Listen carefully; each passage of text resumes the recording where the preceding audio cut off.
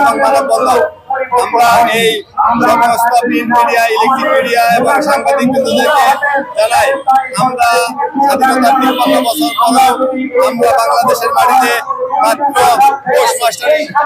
Sub postmaster হিসেবে আমরা বেতন পাই 5,841 টাকা এবং শাখাটা করে পোস্টমাস্টার পাই 4,460 টাকা এবং অন্যান্য যারা আছে পিয়ন পায় 4,300 টাকা এবং রানার পায় 4,160 টাকা এবং ঝাড়ুদার এবং নাইট গার্ড, একজন নাইট গার্ড 12 ঘন্টা ডিউটি করে সে 4,000 টাকা কিভাবে পায়?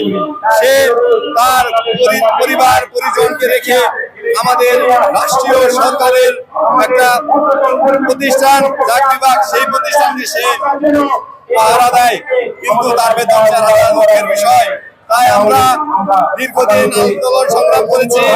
এই বিগত নতুন সরকারকে আমরা জানাতে চাই, এই আগামী জুনের বাজেটে আমাদের এই দুঃখ দুর্দশার বিষয়ে যদি কোনো বাজেট না থাকে তাহলে আগামী 8/6/2026 রোজ সোমবার আমরা আমার অনশন পালন করা শুরু করবো।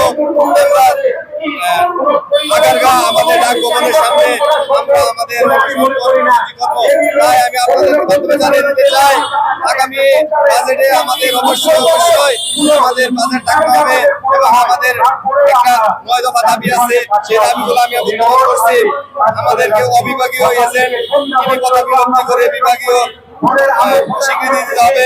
2 নম্বর হচ্ছে সম্মানী ভাতার পরিবর্তে কর্মচারী বলে একটি স্বতন্ত্র স্কেল গঠন করতে হবে।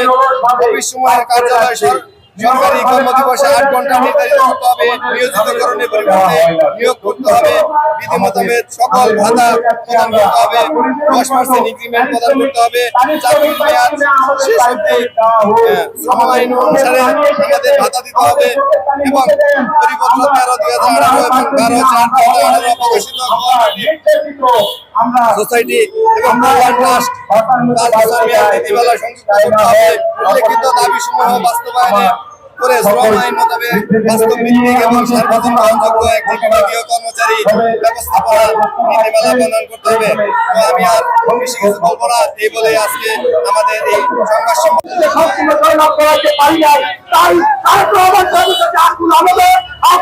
আমাদের এই মানুষের দাবি এই পদ্মা সেতু 1 থেকে 5 করে আমাদের পাশে